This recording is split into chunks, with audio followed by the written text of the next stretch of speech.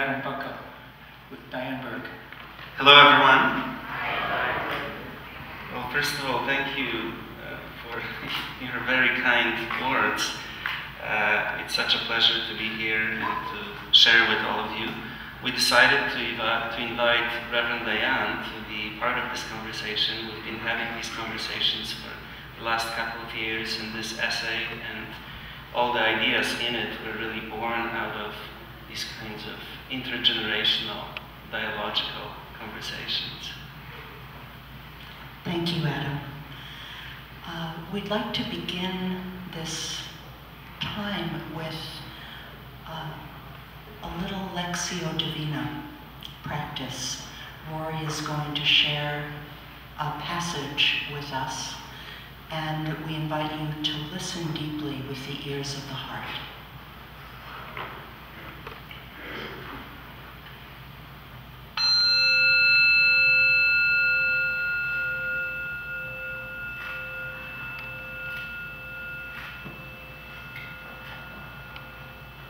What we seek is an experience that transforms our lives and incorporates us into the destiny of the universe. We are looking for an intuition capable of giving us an orientation in life, even if for the time being, for our being in time.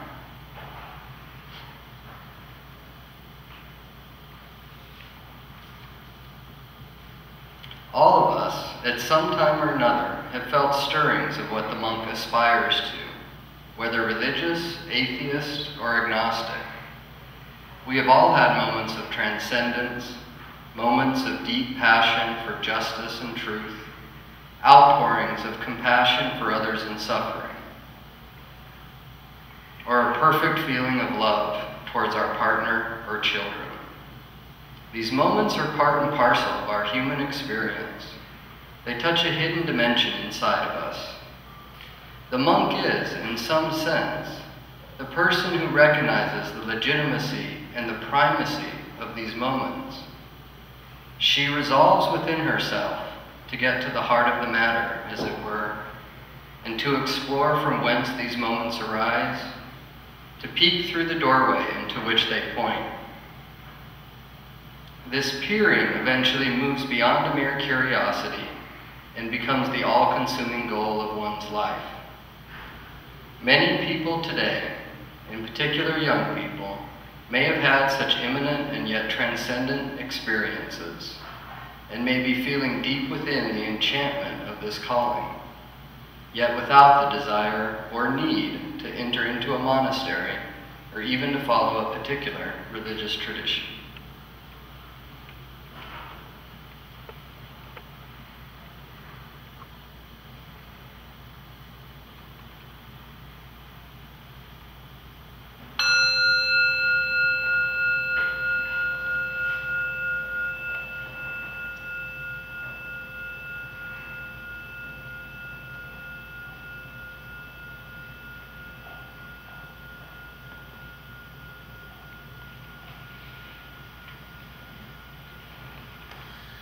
So Wayne mentioned that your manifesto, The New Monasticism, which I believe Llewellyn Vaughan Lee first posted online, has had just an enormous and somewhat surprising response.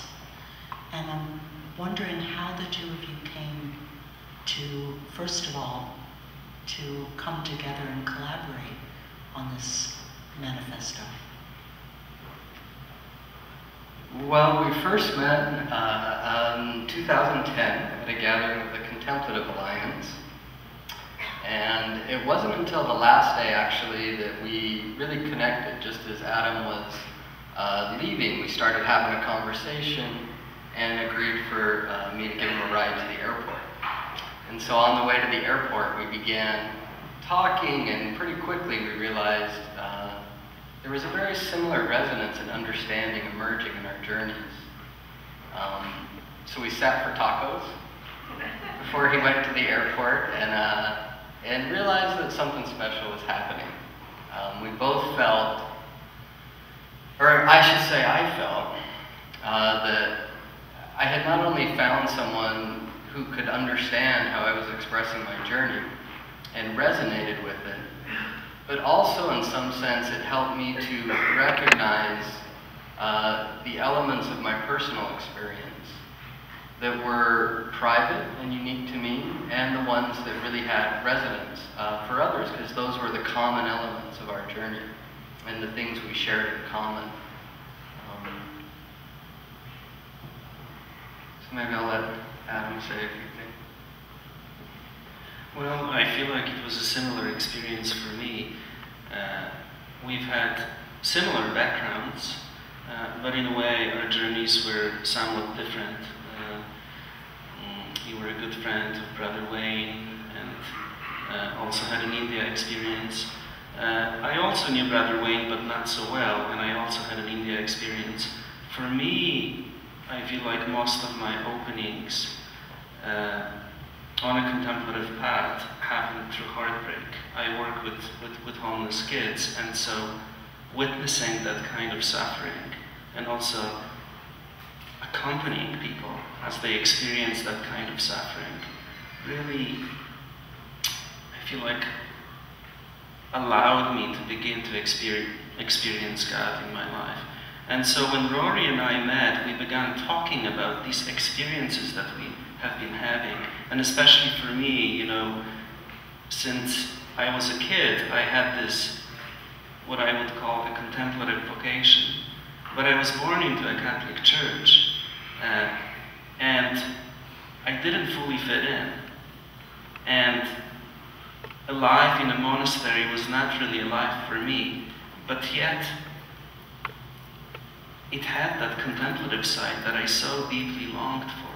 And I feel like when we had our conversation, it seems like I was given permission to, instead of relying on an institution, to approve what my calling was. I began relying on this kind of an inner unfolding that I felt in my heart. And I think that we mirrored that process for each other. And the manifesto really came out of that kind of an experience. We spent, I think, a year talking about it, and then finally decided to write an essay for a meeting with Father Thomas Keating. And then, I don't even know how Llewellyn Van Lee got it, but he posted it online, and the next day, he emailed us saying, you know, 1,000 people read it in one day. This is kind of crazy. And we started receiving emails from I mean, all over the world, and every week receive emails from college kids, from elders, from hermits, who are saying, we are sensing that you're naming something for us. And we want to be part of it, because we've been leading this kind of a life for a long time, and yet the institutions that we were born into didn't feel like home. So now, because of this, we're ready to step outside of those institutions and say yes to what really matters. And it's a new thing that we feel is emerging in us, you know? And maybe I'll just say a little bit too, when we first met, I was coming out of a long period of heartbreak as well, and a kind of one of those dark periods of the journey that mature us, and was, I think we connected there, and it was also in some ways a kind of birthing of the light coming out of that experience, and that we really did take the time and the effort to follow up on the connection that we had found. We spoke on the phone, we made trips to see each other, and that really, following those lines that are brought to us sometimes and that we feel, I think, is really what led us to this. So I know that you thought a great deal about what to call this emergence that you were sensing, and you chose to call it New Monasticism. And clearly there are two elements to that name. One is monasticism, the life of a monastic, and the other is the word new. So how did you, what do each of those words mean as you create this new vision? Yeah, that's a good question, and one we've gotten a lot. Can be a little bit controversial, I think, for traditional monasticism, but we really chose the term because for us, monasticism embodied this kind of feeling of complete dedication to the transformative journey, to the spiritual life. And in many traditional ways, that looked like going and living in a monastery, giving up your whole life for that. And we wanted to capture that same depth of commitment because that's what we felt we had done in our own lives. Yet, of course, we weren't going into a monastery. And so the new part is that you can still feel that same level of calling, and you can still commit to it in the same way, but you may be called to live it out in the world, to have relationships, to have jobs, and to just be embedded among all the strife and the difficulties of daily life in our world. Yes, I mean, I think it was Father Thomas who said that for him, monasticism means this absolute commitment to the transformative journey, wherever your life is. So it could happen in a loving relationship where, God is the love between two people. It could happen, for me, a lot of it happens through my work with homeless kids, where working with those who are broken is my way of touching God. And so, I think Matthew Wright, a couple of years ago when we had a meeting, said that Sufis were original new monastics. And in many ways, I mean, I feel that that is really true because they discovered how to have a deep contemplative life and at the same time be immersed in the world, have families, do work in the world. And so I feel like, for me, new monasticism is really about that absolute commitment to what is emerging in your heart. And different people experience it differently. An activist experiences it as a passion for justice. An artist experiences it as a creative impulse that is arising, A contemplative would probably call it God's impulse that is felt deep within the heart, And so new monasticism is really about creating communities of friends, committing to a serious contemplative practice, committing to serious spiritual friendships where God can become the between friends. And then together building courage to say yes to that impulse and to live as an expression of that in the world, One Sufi friend once said to me, he said, in my life I try to let God live through me as much as possible. And so that's what we mean by new monasticism, to let God live through us as much as possible. And it happens in a unique way with every single person. It sounds quite a bit like what Kurt was talking about earlier in wanting there not to be a split between your spiritual life and your depth of commitment to that spiritual life and the rest of your life, but a deep longing to integrate the two into one seamless expression in every aspect of your life. You've mentioned to me, Adam, that with a lot of the young people that you work with, the doorway in to a spiritual life seems to be through this focus on a sense of vocation, a sense of finding purpose and meaning through discovering your own gifts and how to offer those to the world. And I wonder if each of you would talk about vocation and what that means for you and how you believe we can invite other younger people into that conversation. So, in our center, which is located on 36th Street, actually right next to your center, we didn't know that when we had the space,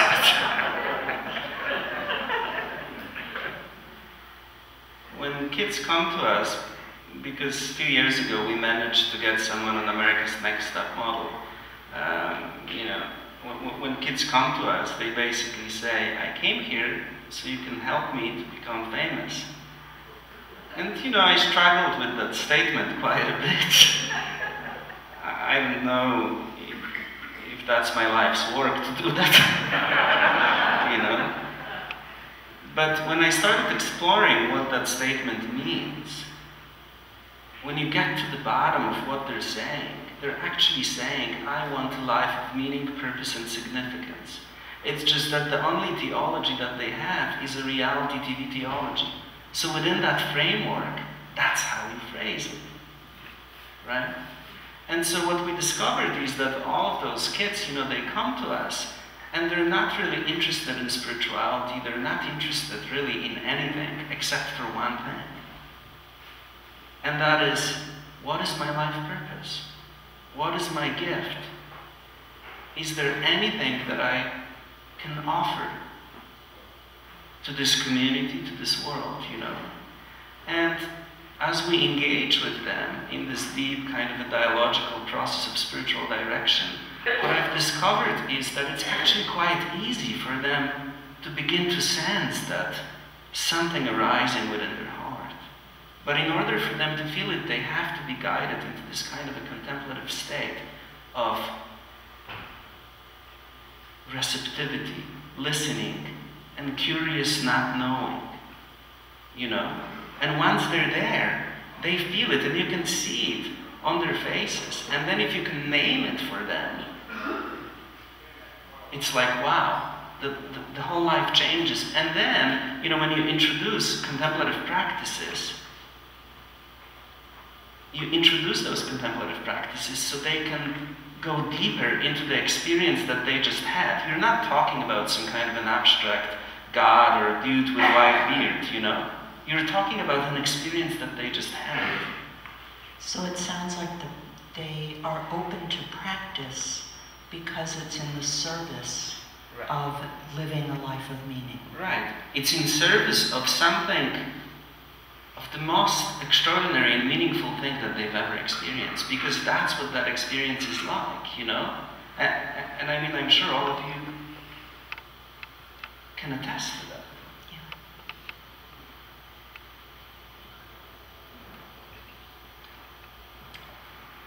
Yeah, and I think that's such a beautiful discovery. And I remember you sharing with me a dream or a message you got one time that said to you that the work you were doing with these homeless kids was, in addition to all the benefit it was bringing, was really to, now that you had developed this method, it was ready to kind of be brought out into the world. Because I think it has much greater ramifications. And the wonderful thing that I find in what we're kind of trying to express is this idea of vocation and the uniqueness of vocation, and trusting that in the way you are and in developing your gifts and your contemplative life in a rhythm that works for you is the way you can best serve. I think we were very blessed to actually have quite different vocations. Yet in our whole friendship and relationship and in our writing of it, that was never an issue. I was never trying to get Adam to do my spiritual practice, or was he trying to get me to do his, or join in his work. We allow each other the space to just try and support each other's gifts, and to do it in a way that's reciprocal and mutually benefiting, and we understand where one person is in their gifts and let them sort of take them, and then when the other is in theirs, and then there's the stuff we can do together. It's beautiful to witness. It's really beautiful to witness. We're running out of time, and Adam has another Lectio for us to finish with. So we're going to finish with a quote from Thomas Merton. So maybe close your eyes. And Lexia, as Diane mentioned, we don't really read it for information, we read it for inspiration. We try to be in a state of receptivity and listening so the spirit of what's being said can touch our hearts and open it to God.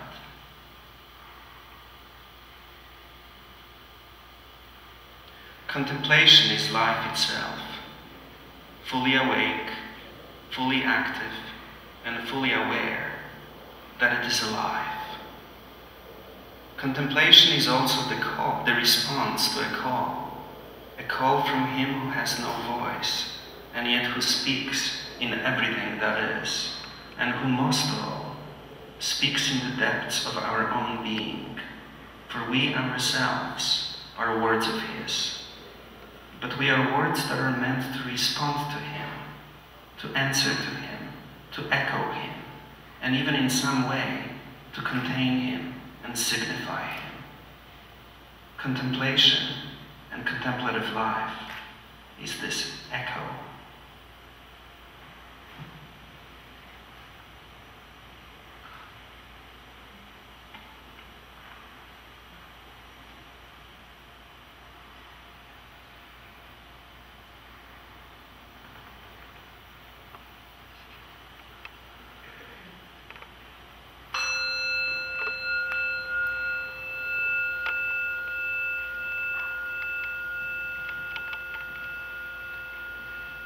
Thank you both.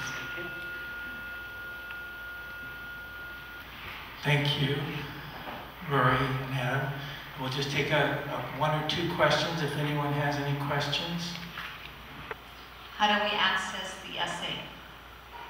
If you Google New Monasticism and Interspirituality, it'll pop up. It's kind of just called New Monasticism and what is it? An Interspiritual Manifesto for Contemplative Life in the 21st Century. And you're all talking about vocation. Vocation is often a plain word in our society that just means like a job we do. But what I hear you talking about to me is more of our life's passion. And I think kids nowadays are more attuned to that's where they want to go. I'd like you to comment on that. Yeah, I think I'm gonna let, so that's a good one. And I'm gonna let Adam, he talks very well on this, but I think what came up for me right away is part of this monastic quality to what we're calling it, and in this commitment is that nothing in our lives can be apart from that journey. So that commitment requires that we can't have our work in the world and our spiritual life at home, or our family life and our meditation life, or our church life. We have to struggle to incorporate how we're going to make money, how we're going to live, and what our job is, and make sacrifices based on that, because all of our decisions have to come out of our spiritual life and have to be checked in with our spiritual life and committed to. Yeah, you know, this word passion, I like it, but I think it's just a part of where vocation comes from. In my experience, vocation comes from being able to hold your heartbreak and your passion and your love simultaneously, and staying within long enough until something cracks, and then you begin to feel this kind of inner arising in your heart. And so it's a contemplative experience, but I think that because it's not just passion, it's also heartbreak, a true vocation also connects you to other people. And I would say that the final test of what is an authentic vocation is this: is my gift being used in service of enriching this world and other people? And I think if you just stick with passion, that gets a bit complicated, you know? I didn't hear them. I didn't see New Monasticism written, and I heard it first when you spoke of it, and I thought of Numanism. Is there any connection? Is there? I don't know what Numanism is. Forget it.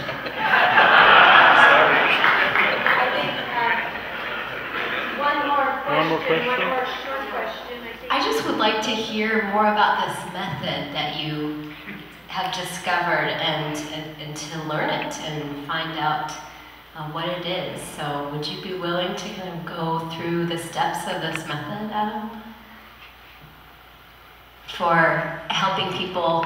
Yeah, we can talk later. Okay. And I'm gonna do something very bad now. It's also in the book that just came out, which is in a bookstore, along with other books that are being sold here. You know, Kurt's book, Nissan's CD, and Rami's books probably, and everyone else's books. So.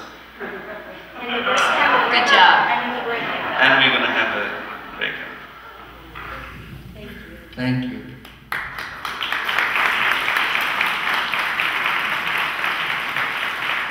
Thank you.